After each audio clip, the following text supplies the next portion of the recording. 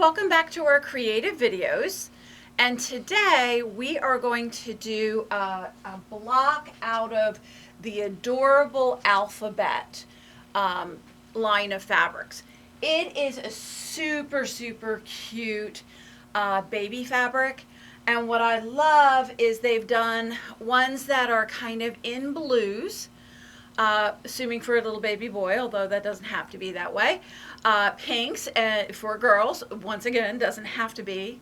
And gender neutral ones. So, you know, you're invited to the shower and you don't know what the baby's sex is, and you can kind of, you know, go in the neutrals.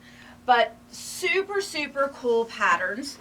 The Adorable Alphabet, I think the fabric name was done based off of this fabric here, which is this really cute alphabet print with the little baby animals on there. And once again, many different colorways. There are lovely just animal prints that are super cute and soft. So there's like little elephants. There are little kitties. There's some whales in it, you know, so lots of different ones. And remember, lots of different colorways. And then what I love is they gave us wonderful blenders. So there's kind of a diamond pattern with it. And the diamond is, I pulled a couple of kind of gender neutral ones out of it. And then you have this really cute little kind of starburst. And once again, lots of different colorways. And then they have this super cute little block coming along. There's about 20 fabrics in the collection, so there is a ton of choice. And Patricia has kitted the fabrics with the pattern in a kind of a blue version and then also a pink version. The pattern is awesome because you can download that off of our website. Actually, it'll be linked to the comments below, but you could also download it off of Benartex website. So like if you have some fabrics at home and you're like, oh, I've been thinking about what I need to do with these, it'd be a great pattern to do. This pattern is actually 3 blocks. So you have block number 1, which is kind of a center square. In the pattern, they have it as the little whales, and then 2 blenders going around. Then block number 2, which has the smaller center, and it has 4 logs going around, because this is kind of log cabin-esque on here. And then block number 3, that is back to the larger square, which really shows off those baby prints, really cute, the animals. And then a larger piece and a skinnier piece going around there. So 3 different blocks. You do 7, 7, and 6. And so super cool. What I chose today, I chose the 3rd block, and that's what I'm going to demonstrate, so you can kind of get the feel of how these go together. So let's start out with the block, and then a little bit later we'll talk a little bit about the alphabet. So when you come to your machine is going to be basic setup for machine piecing. So we have a 1/4-inch foot, and if you have a 1/4-inch foot with your guide, that is definitely going to be easier for this particular pattern, because you are doing lots and lots of straight sewing. Just have a cotton thread in it, normal stitch length 2.5 getting started. So what we're going to do is we're going to start out with our animal. If you have a directional pattern, which 2 of these blocks, block 1 and block 3, have got directional patterns, make sure that the directional pattern is facing up. And then we're going to come in and we're going to do our first little side pieces. So we're going to have the little teddy bears, which is interesting because the teddy bear is not a directional fabric, so it'll flip around. You don't have to be worried about how you cut it out. And so we're going to go ahead and we're going to attach these on. Now remember that you are going to be doing 7 of these blocks. And so when you go to do this for yourself, instead of doing just the single block like I am, you could set up and have your square and your rectangle, and you could do all of the ones that you've got from there. So do the assembly line because it's just so much faster. So we're going to go all the way down. Okay, I would move on to my next one at that point, and we're going to pretend that I did that, and we're going to then come in and we're going to go and attach. Once you get that first log on, you don't really need to worry about the directionality. Everything will just work out.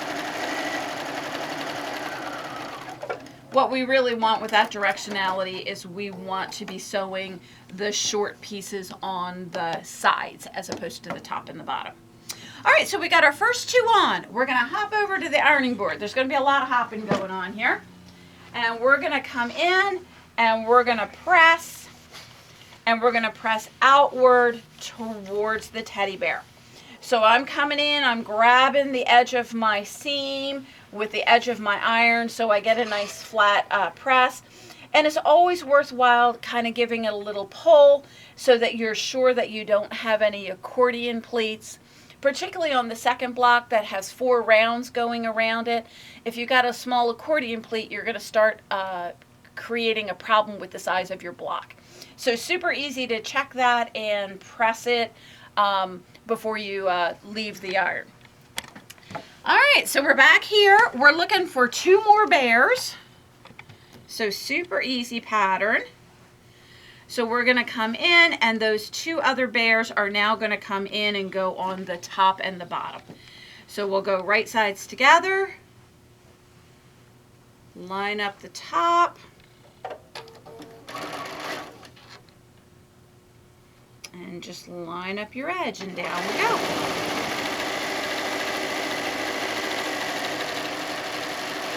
So once again, if you're doing multiple blocks, you'll chain those together. And then when you have everything done, we'll come in and we'll do the opposite side. So essentially we are doing a tiny little border around a tiny little center.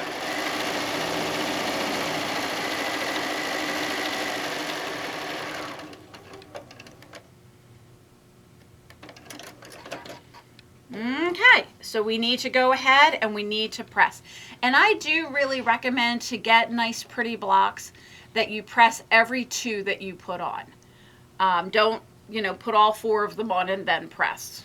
So back to the ironing board. Pam, you don't have to keep coming back and forth if you don't want to.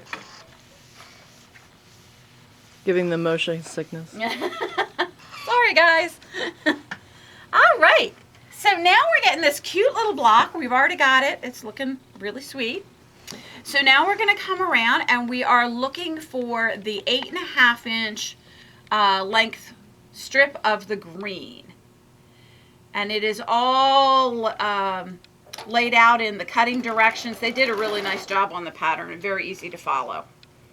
So we'll come in and we'll stitch that. Now, keep in mind, my elephants are vertical again. So I've got the top of my elephants to the back of my machine so that I'm making certain that I'm putting that first side on a side of the elephants. And grab our second one.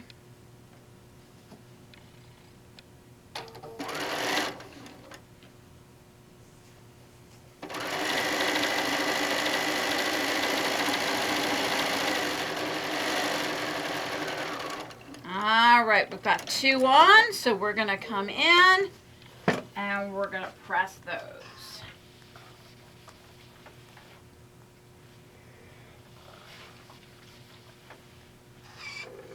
And so on this block, and really on block number 1, these last 2 strips, and you have the blocks done. So you can see how fast this piece is. Super, super fast pattern.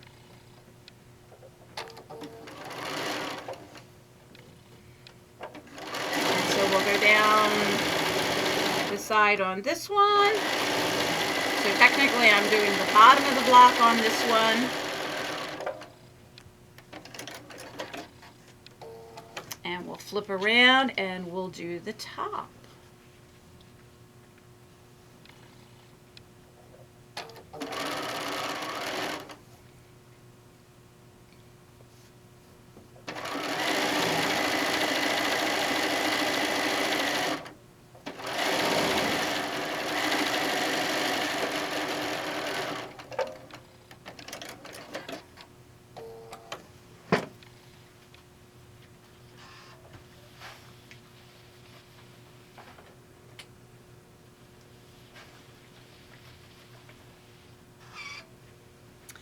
And ta-da! Can you see it in the camera? We have our block completed. So the technique that I did on this block is exactly the same as block 1 and 2. Now, when we are doing the layout, they've done something very nice. Let's see if we can get this in the picture here. Can you see that? Up, down. Just leave it. Just going to see if I can zoom in. Got it. So we can see that we've got the layout of the quilt. And so basically what they've done is they've gone 1, 2, 3, repeated 1, 2, started up at the top, and then gave us our order there. What I found, I was like paying so much attention to the numbers that it took me to the 3rd row before I realized that they were going diagonal. So when you when you take a look, let's swing up to the actual quilt here. So you can see here we've got 1s, and then we've got 2 2s, we've got 3 3s, and then we're back to 1s going across. And so we've got our layout of our quilt. And this was super simple, simply added. We had our block, we added a strip of fabric in between, and then did a strip in between each one of our rows. Did 4 rows that way. And then there was a skinnier sashing strip that went in between those. So this was, I think, cut 2.5, and this one, I believe, was cut 1.5, coming in between. And we go around the edge and create just like our borders going along. So once we had that done, it was a cute enough quilt at that point, but this is called the Adorable Alphabet, I guess for a reason, for our main fabric here. And so they give us letters that we can applique onto the fabric on there.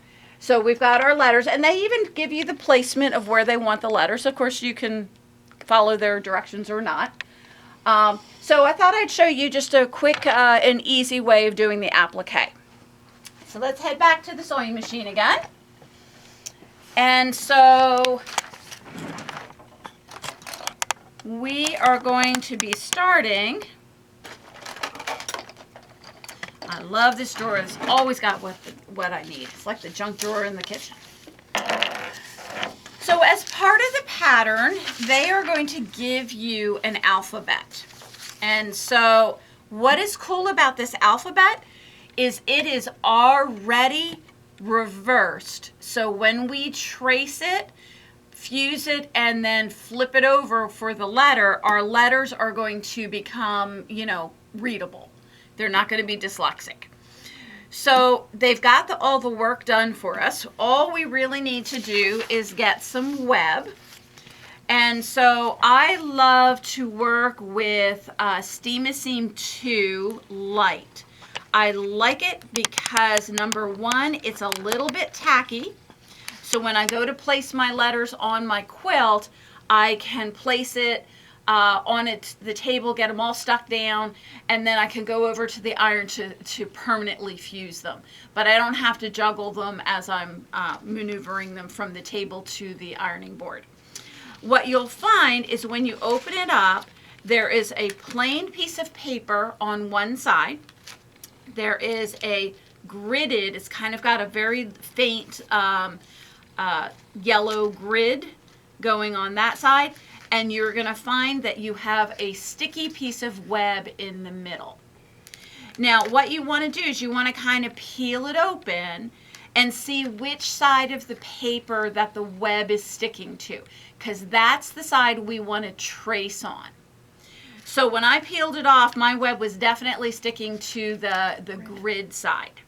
So we're going to come in, how about we do a C, because it'll be super easy to stitch.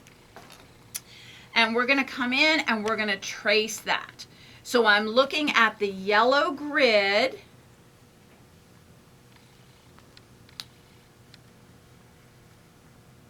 And we'll come in and trace around. And I always think it's kind of humorous, you know. I did the algebra and geometry and trig and that kind of thing in school. But it's really those cut and paste skills of kindergarten that I use the most. All right, so we've got our piece trimmed. We're traced, excuse me. And now we're going to take our fabric and we're going to figure out what is the pretty side. So this is definitely the pretty side for me. I'm going to flip it over so the pretty side is facing down. I should be looking at the back side of the fabric. And then I'm going to peel that piece of paper, the plain one, off of the back. Go ahead and toss that. And I'm going to stick it to the back of my fabric. Now, unless you really like cleaning your iron, you want to make sure that the piece of fusible is a little bit smaller than the fabric, because otherwise you're going to get sticky all over your ironing board. But here's what I love about Steam Light 2, is it's tacky. I literally just stuck this down and I can pick this up. So like I can do all the letters, I can get them all stuck down, and then I can just take a big pile of them and I don't have to reposition them when I get to the ironing board. All right, so let's go over here. Let's do a quick press. And when I fuse, I do kind of a 1 Mississippi, 2 Mississippi, 3 Mississippi, and then I pick up the iron and I move it again. So it's not a ironing like I'm ironing the shirt. I want to really make sure that this is fused down well. All right, we get that done. We then head back over and we start the cutting part of our cut and paste skills. So we're going to come in and we're just going to trim around on the line.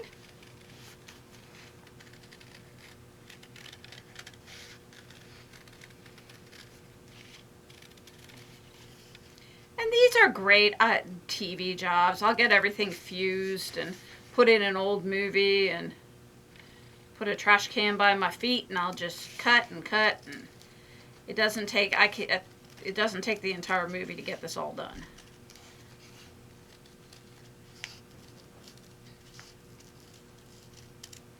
All right, so we got that. Okay, and we have our letter. So now what we want to do is we want to get the yellow grid fabric paper off the back. So what has happened though is we've fused this and it's really tight to the fabric. So you're like really trying to pick at it. So here's a little trick. Take the fabric in your hands and you're going to twist it as if you were going to tear the fabric. So when you do that, what happens, the fabric twists, it doesn't tear, but the paper does. And it gives you just a little lip, and you can take that little lip and really easily peel that off.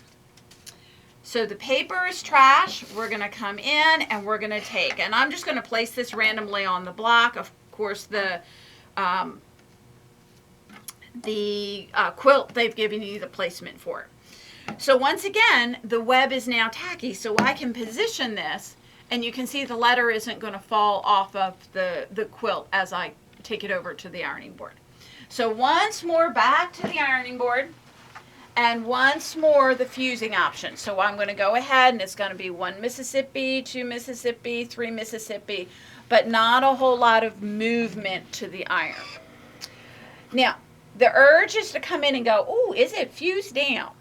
Okay, if we start picking at it before it cools off, it'll peel back up, which is kind of nice because sometimes we don't make, we need to pull it back up because we've made a mistake. But once it's cooled down, it will be really stuck down well. So we've got that attached. All right, now it's a baby quilt, guys. There's no way that we can leave this unstitched, because if we leave this unstitched, The first time it runs through the wash, it's going to start to fray. The second time it goes through the wash, it's going to fray even more. And we're going to get very odd looking letters. So what we need to do is we need to take and we need to applique it. So applique is always such a scary word.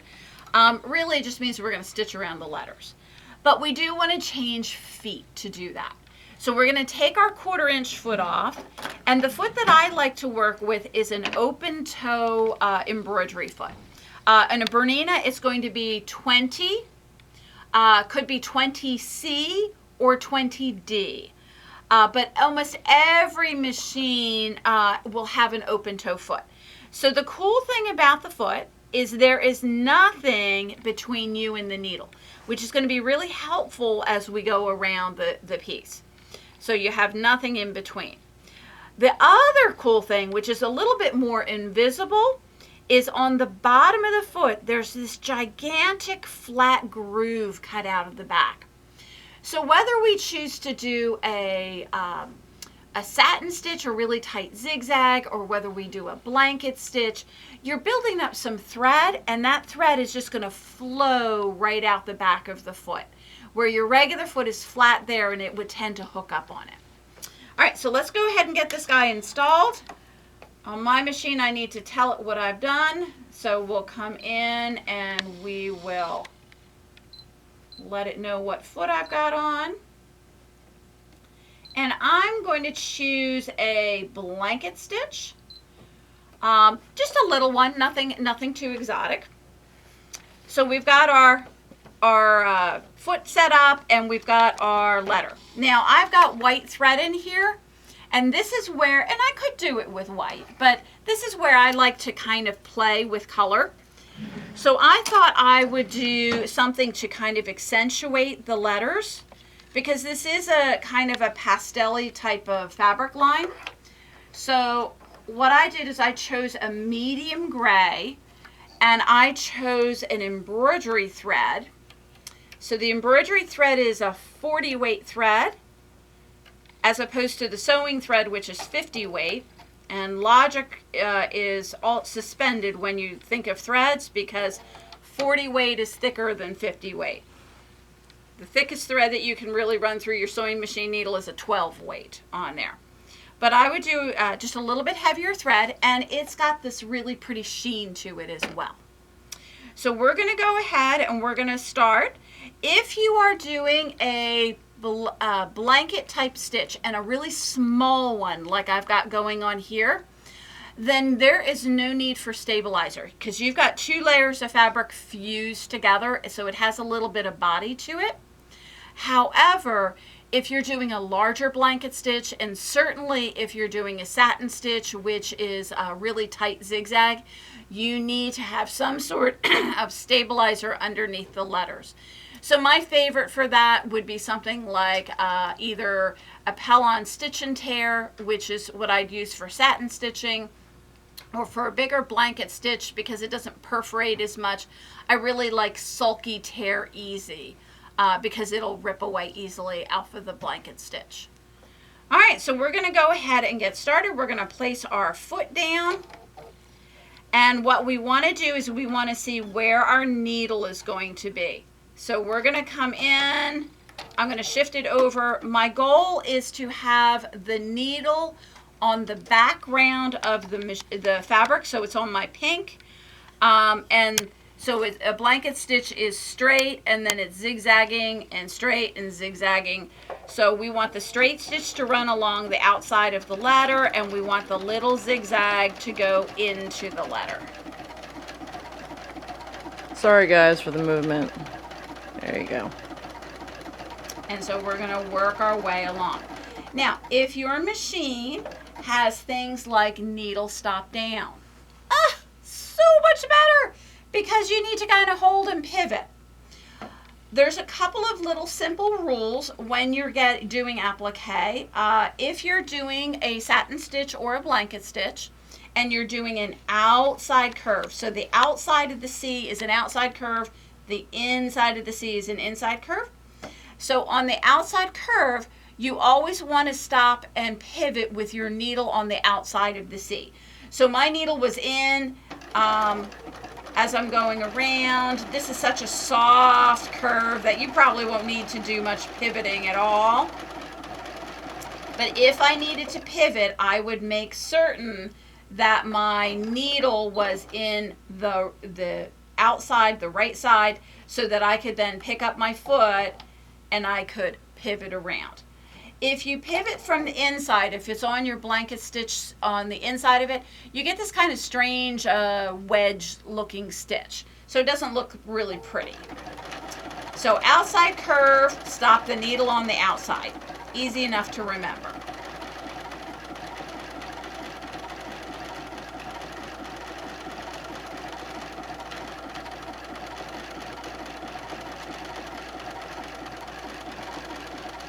So we're coming around and we're getting to our corner, which is also an outside corner.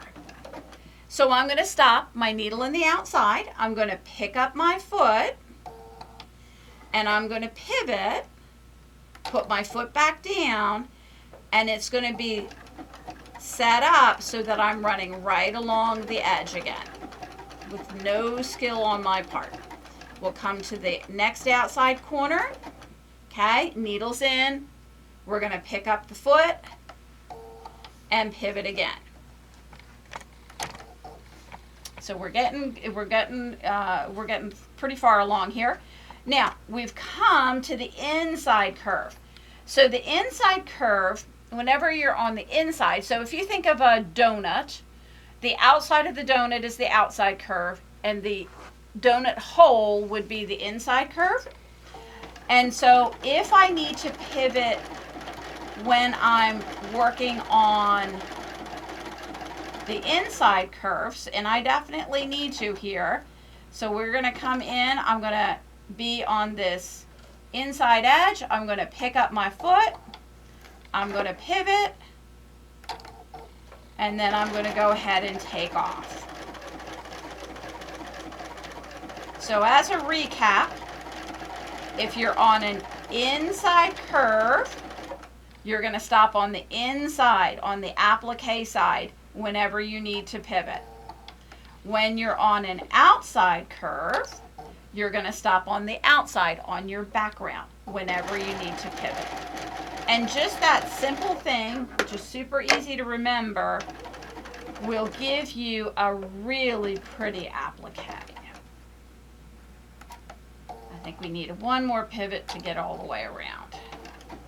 The other thing I always like to tell my students is, if you think you can make that curve in 2 pivots, it's probably better if you make it in 3 or 4 pivots, because they're a little bit less drastic.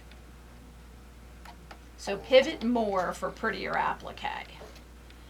All right, outside curve again, so I stopped on the outside, and we're going to finish it up.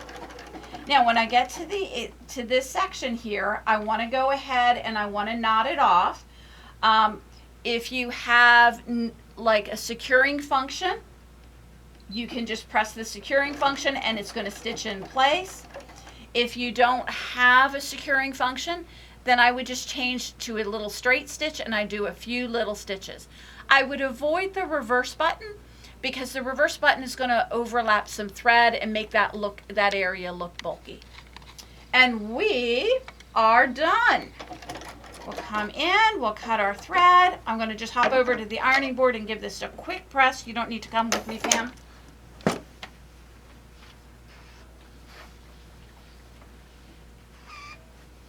All right. And so now,